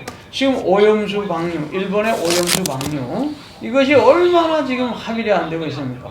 한국 내에서도 그렇고 이것이 최대 전 지구적 이슈입니다. 이런 것들이 정말 그 합의가 제대로 되지 않는 까닭은 무명이라고 저는 보는 거예요. 그리고 무명으로 또한 소통의 부재예요. 이게 무명이라고 하는 이 아비디아라는 것은 팩트에 대한 무명이기도 하고, 또 그것을 과학적으로 검증을 해서 이제 그것을 제대로 밝혀서 이게 해야 되는데, 그것을 제대로 또 정치적인 이유로 밝히지 않는 부분도 있고 악용하는 부분도 있고, 그것을 모르고 선전선동에 또 넘어가는 수도 문명도 있고 여러 가지가 있습니다. 그래서 이걸 좀 밝혀나가는 게 굉장히 중요하다, 이런 생각이에요. 그래서 그 깨달음의 종교적인 표현으로 말하자면 이제 무명을 깨닫는 오도가 정말 필요한데요. 이거는 과학적 양심이 필요한 시대고, 그런 것을 통해서 공존해 나가는 길을 개척해야 된다. 그래서 사실 무명 그 자체는 가치 중립적이에요. 무명은. 그러나 인간이 스스로 무명함을 모르면서 무명하지 않다고 하는 것이 우기는 것이고, 무명을 깨치는 일이 우리가 대화의 역사적인 우선적 과제가 된다. 무명을 깨치기 위한 가장 기본적인 자세는 겸허한 자기 성찰인 오도, 상대 세계에 대한 무한한 공경, 이런 자세는 말할 필요가 없겠죠. 그래서 이슬람 쿠란을 우리가 대하면서 역사 비평적으로 대할 수도 있고, 이게 과연 맞는 얘기냐 아니냐. 또 성서도 마찬가지예요. 여기에서 수많은 신화가 많이 있는데 그 신화들이 뱀이 인간을 유혹했느냐, 예수가 물 위를 걸어갔느냐, 이런 것들이 이제 다 신화적인 요소라고 할 때, 그거는 이제 불트만이 디미솔라이제이션 한 거 너무 잘 알지 않습니까? 비신화화를 했어요. 그래서 우리가 이 신화적이거나 혹은 그런 것들을 그 언어에 쌓여있는 그것을 깨뜨려 나가는 그 수행과 깨침의 과정이 굉장히 필요하고, 또 꾸란의 그 무함마드가 받은 그 계시의 중요성이나 혹은 그 시대적 필요성이나 혹은 그 뭐 당위성까지도 그런 것이 배경이 또 있는 것은 사실이니까 유일신을 주장하는 그러한 여러 가지 그 배경이 있어요. 그런 것들을 한번 생각해 보면서 일단 존중할 건 존중하고 그러면서 서로 배워가는 과정이 필요하지 않겠나. 뭐 앞뒤 없는 이 얘기죠. 간단하게 이렇게 좀 전개해 봤습니다. 그 토론이나 대화를 통해서 구체화해 나가면 좋겠습니다. 감사합니다. 네, 고맙습니다. 예, 우리 두 분께서 발표를 해주셨습니다. 이찬수 박사님께서 해주셨고요. 제가 뭐 요약 반복은 하지 않겠습니다. 또 이명근 박사님께서 기독교 이슬람과의 대화와 공통점, 차이점을 더 많이 비교적 이찬수 박사님은 공통점에 그 초점을 두고 말씀하신 것 같은데, 이제 이명근 박사님은 공통점도 얘기하셨지만 차이점도 더 많이 얘기하신 것 같고, 그리고 맨 마지막에 가서 대화를 위한 제안을 해주신 부분이 아주 저한테는 인상적이었습니다. 예, 이제 지금 이제 시간이 8시 15분을 넘어가는데 20분 돼 가는데요. 그래도 이게 들으시고 또 본인이 오늘 첫 시간이니까요. 아까 첫 시간에 이 종교간의 대화를 해야 되는 뭐 총론적인 얘기를 좀 같이 하면서 의견을 모아보자.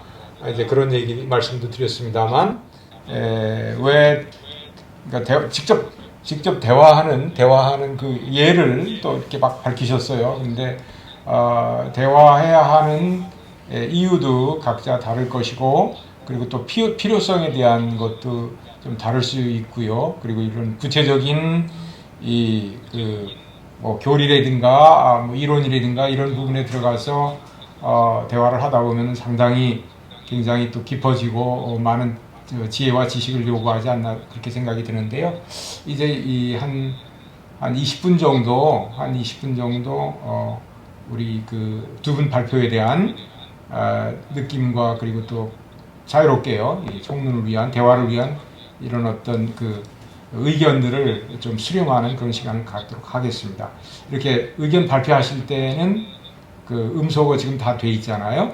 음소거를 해지해 주시고 또 이렇게 의견을 얘기해 주시면 좋겠습니다. 윤세용 박사님, 네. 코멘트를 좀 먼저 부탁드릴까요? 예, 준비된 거니까. 네. 네네. 뭐 저는 잘 모르고 일단은 여기 나왔으니까 한 마디만 느낌만 얘기하겠습니다. 들리세요 이게? 소리 들립니까? 예, 지금 그 두 분 발표를 잘 들었습니다. 그러니까 이찬수 선생님께서는 그리스도와 이제 불교의 그 유사성을 아까 이제 사회자께서 말씀하셨듯이 이렇게 말씀을 하셨고, 이제 그다음에 이제 우리 그 이명건 선생님께서 이제 기독교와 이제 이슬람교에 대해서 말씀을 하셨어요. 그런데 저는 이제 하나 질문 이찬수 선생님 이거는 잘 듣고 이제 건너가고요. 이명건 선생님 발표에 대해서 조금 이제 생각이 나서 질문거리가 있어서 하나 질문을 하겠습니다. 아까 제가 말씀 중에 천인 합일을 그 지인 합일로 좀 바꿔보자 이런 말씀을 하시는데, 여기에 대해서 제 생각을 좀 말씀드리겠습니다. 일단은 천인 합일은 우리가 이제 그러니까 유교에서도 많이 쓰는 얘기고 늘상 들었던 얘기입니다. 그런데 이제 그 지인 합일이라는 용어가 이제 좀 낯선 것도 있고, 그래서 아까 이제 주장이 이제 그 도덕경의 그 인법지에서 이제 나오는 얘기도 이제 나오고 해서 이제 그런데 여기서 이제 우리가 이제 삼재 사상 이렇게 해서 천지인이 삼재 사상인데요. 그 중에서도 이제 인간이 어찌 보면 중심이라 할 수 있겠습니다. 이제 인간을 중심으로 놓고 이제 위에는 하늘, 밑에는 이제 땅이 있는데 항상 같이 갔다고 봅니다. 사람을 중심으로 이제 위에 하늘을 이고 땅을 밟고 그런데 여기서 이렇게 어찌 보면 천일 합일에서 벗어나서 지인 합일로 가자. 이게 약간 제가 약간 의문이 들기도 하거든요. 그래서 그 하늘은 약간 이제 그 초현상적이고 이런 것이고 이제 땅은 이제 우리가 구체적인 그러니까 이런 거니까 이제 그런 의도에서 이제 말씀을 하신 거로 알고 있는데요. 그렇지만 이것이 이렇게 바뀔 수가 있는지 이런 생각이 듭니다. 사람이 항상 하늘과 땅을 같이 동시에 이렇게 생각을 하는 거지 여기서 이제 하늘을 땅으로 대신할 수 있는 것인가? 어찌 보면 이것이 같이 간다고 보여야 할 것이라고 생각을 합니다. 제가 말을 잘 못해서요. 여기서 일단 마치겠습니다. 네, 이어서 대답을 좀 하시죠. 네. 우리 윤 박사님께서 좋은 질문을 해주셨는데요. 응당 당연한 그런 질문이 나오리라고 예상했습니다. 아주 그 중요한 반박이자 반론이자 질문인데요. 저는 이제 뭐 천지인 이 삼재의 조화라는 것은 너무나 중요하고 너무나 기본적인데 저는 강조점의 차이를 좀 말하고 싶은 거예요. 그러니까 그러면서 천지인 삼재의 조화가 조화롭게 과연 완성되면 더 이상 바랄 게 없어요. 근데 천지인 말은 천지인이라고 하면서 실제적으로는 천인 쪽으로 많이 천인 사상으로 신인 합일 그러면서 기독교에는 신인 합일 이런 식으로 천인 천명 이런 식으로 이제 많이 강조한단 말이죠. 그러면서 성리학적으로 갈 때나 이런 모든 것이 천명지위성 솔성지위도 수도지위교 이게 천이 강조되면서 그게 명과 연결되는데 지가 빠져요. 그런 경우에는 그러니까 이게 추상적이면서 조금 아까 지금 소마라고 하는 육체가 빠져버리는 영혼 중심적 그러면서 이걸 서양의 옷을 입히면 뭐가 되어버리냐면 하느님과 인간의 나와의 그 수직적인 관계만 강화되고 기도원파 같이 돼버리는 거예요. 말하자면 그러면 이 땅의 현실을 좀 땅의 역사적이고 정치적이고 생태적이고 환경적이고 이런 관계적인 이런 측면이 무시되면서 여기만 좀 강조되는 거예요. 천인과 천. 그런 강조점의 차이를 지가 좀 더 그래서 이제 강조될 시대가 와다는 거야. 그래서 지나빌로 가야 되지 않는가 이런 얘기를 하면서 동시에 하이데거의 사상하고 우리가 조금 비교해 볼 수 있어요.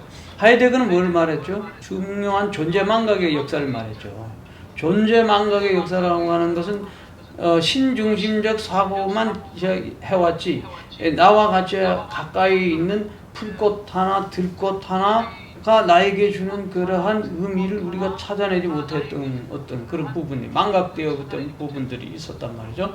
그래서 우리 인간 존재 인간 존재가 하이데거 말하는 것처럼 드러날 수 있다면 잠재적 갇혀진 인간의 존재의 모습이 발현되고 드러난 것일 수 있는 순간은 어디겠어요? 아무래도 우리가 지각을 통해서 꽃을 보면서 혹은 물의 소리를 들으면서 뭔가 존재가 되살아나는 거 아니겠어요? 그러니까 이 땅과 인간이 합일되는 속에는 이미 그 다음에 천은 따라오는 거다. 나는 이렇게 보거든요. 그래서 순서를 뒤집자. 그래서 이제 지인을 강조하고 제대로 임법지가 되면 그러면 이제 지라는 건 뭐예요? 지의 이치거든요. 인문지리, 천문지리, 천문이란 말이에요. 그 다음에 지리예요. 그러니까 사시 운행의 천의 운행을 이제 이게 그대로 담은 것이 지구잖아요. 그 천지 일월 성신의 운행을 그대로 받아서 발현되는 것이 지구란 말이죠. 그래서 지구생명이라는 거죠. 그것이 제대로 발현되고 드러나고 아까 말한 수류화계가 될 수 있는 단계는 그것을 깨닫고 하나 되는 단계는 뭐 법신이 되는 거죠. 불교적으로 말하면 법신이 되는 거죠. 무라일체가 되는 거죠. 그래서 저는 이 지법천 지인 사상의 그 상태의 흥국에 가면 당연히 천은 따로 당연히 이렇게 보아서 이렇게 지인 사상을 조금 강조한 것뿐입니다. 네.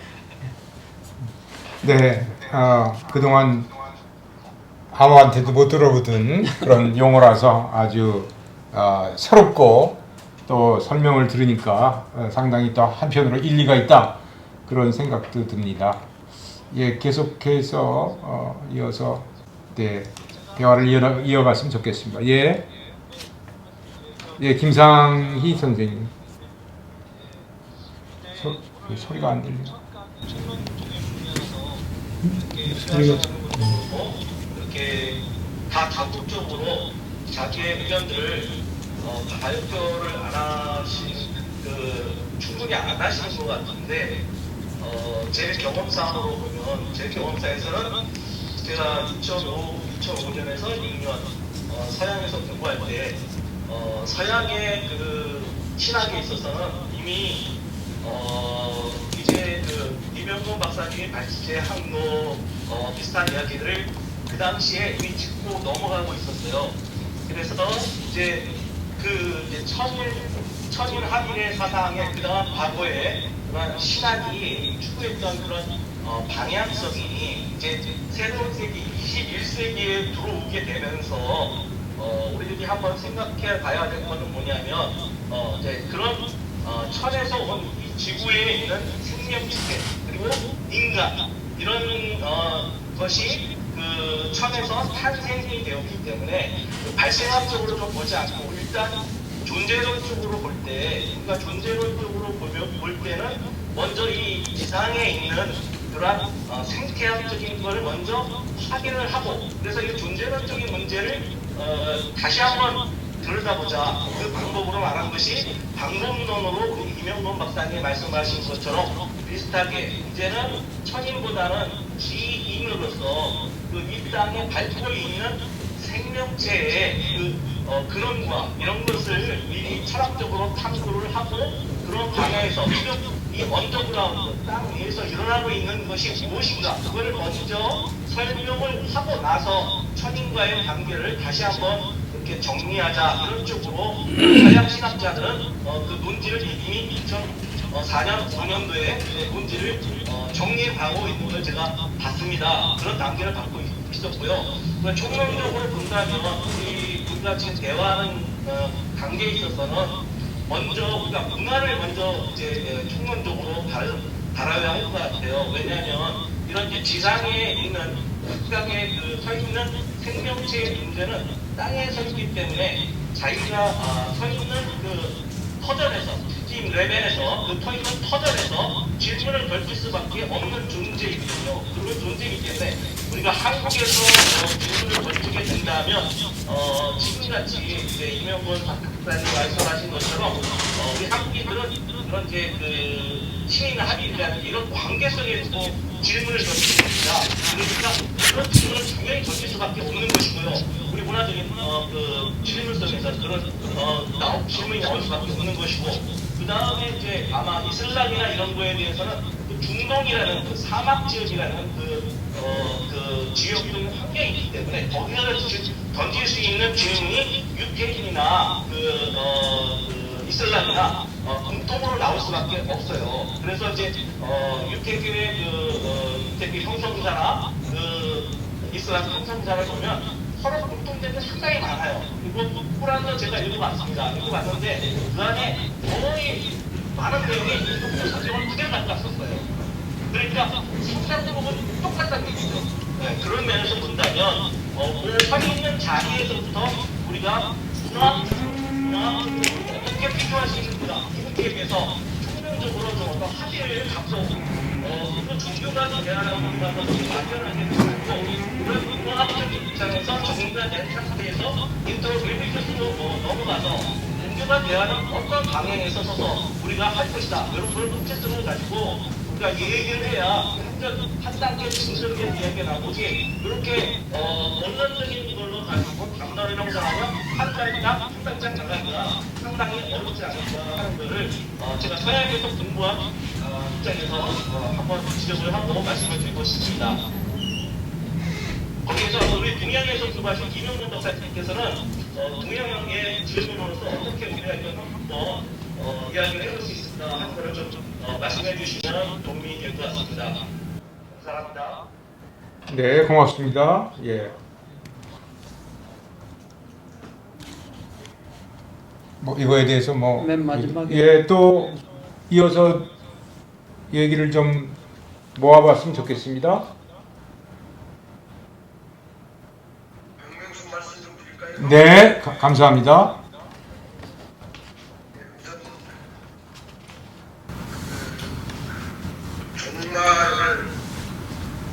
종말을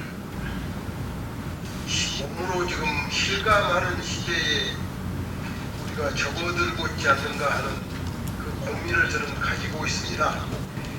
그 종말의 첫 번째 징조가 지난 약 4년 동안 전 지구를 주위 덮었던 코로나19 팬데믹이었다고 보고요.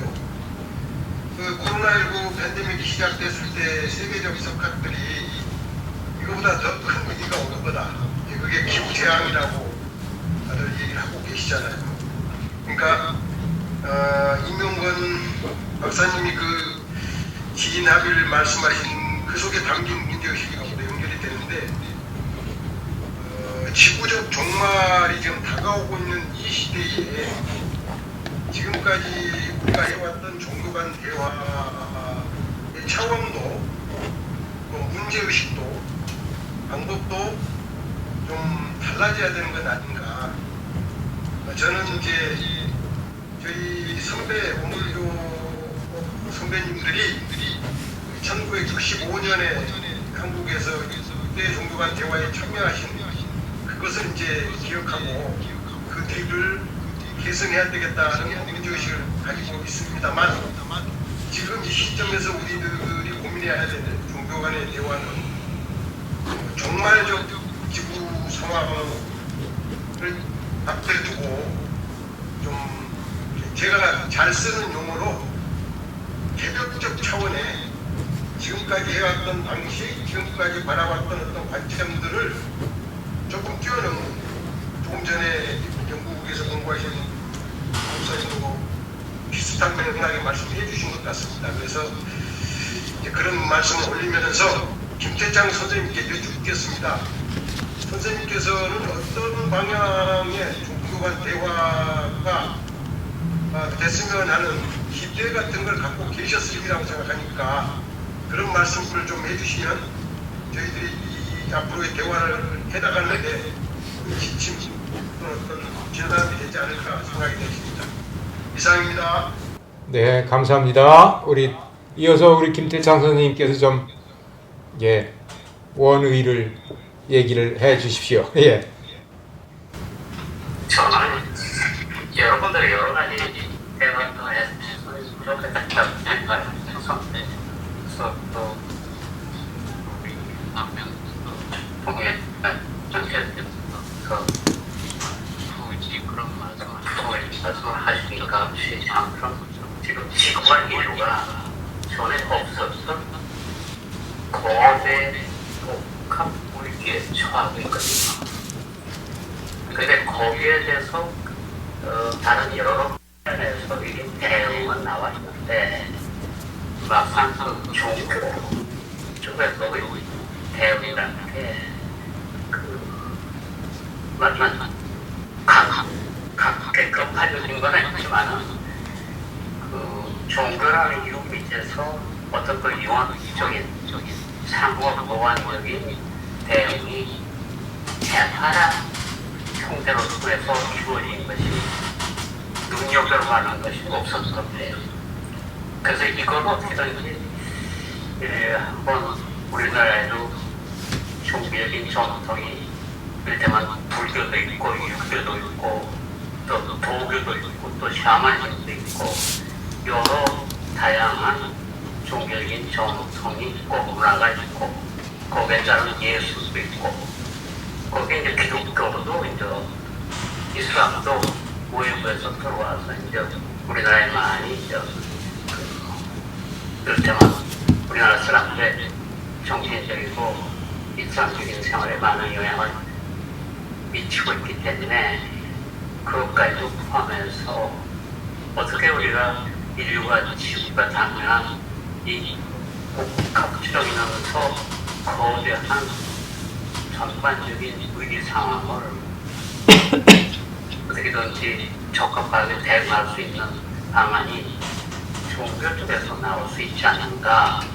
나온다면 어떤 것이 일종의 가능한 형태일까 라는 걸 누가 혼자가 생각하는 게 아니라 우리가 함께 생각해서 될 수 있으면 이 모임에서 어떤 대안이 나올 수 있으면 얼마나 좋을까 그런 것을 이제 말하자면 생각을 해봅니다. 근데 여태까지 제가 이 모임에 참여하면서 느낀 것은 충분히 그런 것이 가능한데 단 자기의 소명과 신념을 일반적으로 발표하는 일도 많은데 강연에는 많은데 실제로 다양한 의견을 서로 교환하고 조정하고 거기서 새로운 차원을 열어간다는 것이 우리나라에서는 참 하기 어렵구나 하는 생각하고 아까 또 이명관 박사님께서 말씀하신 것처럼 자기 주장이 중요한 게 아니라 상대방이 어떻게 생각하는가를 알아서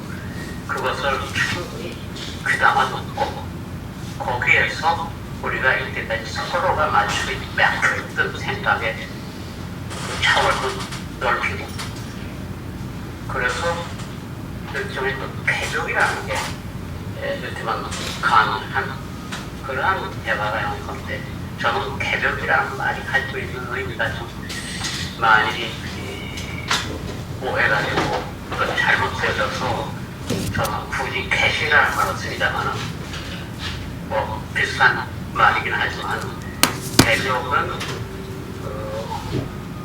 인간의 주체가 되어서 세계를 바꾼다는 뜻이 강한 데에 의해서 개시는 하늘과 땅과 사람이 그리고 사람 이용의 그 존재들이 함께 더불어 서로 우리가 어울려서 그래서 이때까지의 지구에 대한 우리들의 태도가 좀 바뀌어서 하늘과 땅과 사람과 천지만물이 함께 서로 존재를 확인하고 생명을 더 활성화시키는 쪽으로 개신했으면 좋겠다.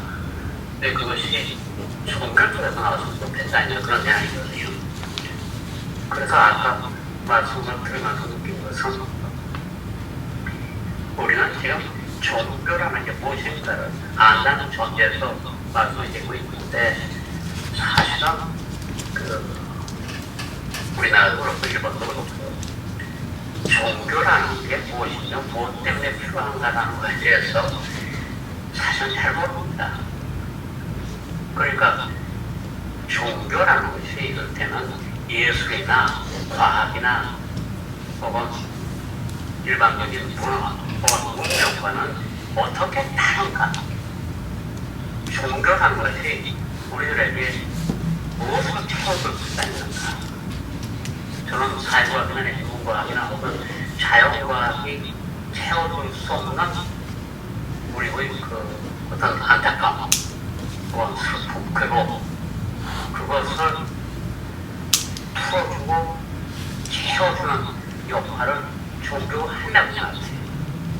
그래서 종교라는 게 다른 것과 달리 있는 거고 그 중에는 이제 기독교, 불교, 이를테면 이슬람 이런 것이 이제 대표적인데 그것이 각각 초점이 비슷한 데도 있지만 다른 점도 있는데 그런 것이 대화를 통해서 조금 더 좀 공통식으로 하여튼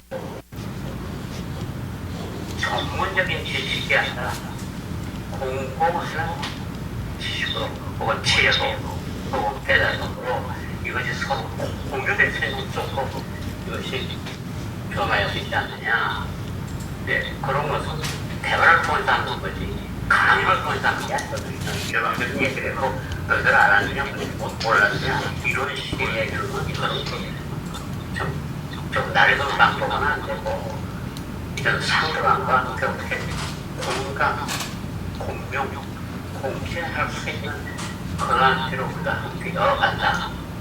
이런 됐으면 좋겠다는 그런 어떤 희망이 있어서 그래서 대화가 처음에 잘 안 하겠죠. 그렇지만 꾸준히 하다 보면 그것이 어느 정도의 성과를 얻을 수 있다는 제가 지난 30년간 일하면서 공공처럼 대화를 하면서 느낀 것이 이제 처음에는 굉장히 어렵고 아주 서로 간의 갈등이 진짜 중간고래까지가 심했지만은 그러나 그 과정을 통해서 어느 정도 대화라는 것이 왜 필요하고 어떤 성과를 우리들에게 가져다 주느냐라는 것은 저에 비하면 훨씬 이해의 깊어서 찾지 않습니다. 우리나라에서 저는 종교 상황에 대한 말씀이 없었는데 우리나라의 종교 상황은 어떤가? 대화 부지역의 극한대의 상황이 아니라서 그런 생각이 들었거든요. 우리나라의 종교 상황, 정치도 그렇지만 종교 상황 전혀 대화가 없고 자주가 다도 없고 자주가 다른 거는 완전히 그 배제 혹은 극한 혹은 이단화라는 쪽으로 목으로 가고 자기와 생각이 같은 사람 아멘 신자만 좋아하는 사실 저는 그 댓글 같은 걸 보면서 아멘 하는 거에 대해서는 굉장히 welcome하는데도 그렇게 편집하는 게 있는 거다. 하다못해 단계를 보니까 무슨 스미스하게 대화가 되는데 그냥 또 그런 거 아멘 해버리면 왜 조사하는 건지 그냥 형식으로 하는 건지 또 이런 할 수가 없어서 그 아멘이 아니고 자기의 조그만 말을 보니까 의존을 해서 왜 대화가 되냐 그래야 하는 보람이 있는 건데 그런 거죠. 그렇지 않아도 우선 우리끼리라도 여기에 모이는 소수의 대화 친구라도 사이에서만이라도 대화를 통해서 공통점과 차이점을 확실히 하는 게 어려워지고 모두가 똑같은 해야 된다는 건 아니니까 어느 점에서 차이가 있고 어느 점에서 공통이 나면서 그러면 어느 단계에 가서 그것이 좀 더 나은 대화적 상황으로 발전할 수 있지 않겠는가 그런 생각을 해서 제안을 했던 것입니다. 감사합니다. 네, 감사합니다. 우리 시간이 45분이거든요. 45분을 향해서 가는데 1시간 45분이 지났습니다. 시작한 지. 그래서 한 10분 정도요. 좀 숨을 돌리고 우리 45분이니까요. 55분에 다시 시작할 텐데요. 그때는 우리 첫 시간이니까 처음 시간이니까 우리 종교 간의 대화, 종교 대화라고 하는 이름으로 모이고 두 분이 발표를 하셨는데 그거에 대한 자신의 의견을 다 한 분씩 이렇게 얘기해 주시면 좋겠습니다. 그래서 두 번째 시간에는 이렇게 다 이렇게 부끄러워하지 마시고 그냥 또 제가 부탁하지 않더라도 자청해서 이렇게 얘기를 표시를 해주시고 얘기를 해주십사 이렇게 부탁을 드리고요. 우리 10분 후에 55분에 다시 만나도록 그렇게 하겠습니다. 좀 쉬실 시간을 갖겠습니다. 네, 감사합니다.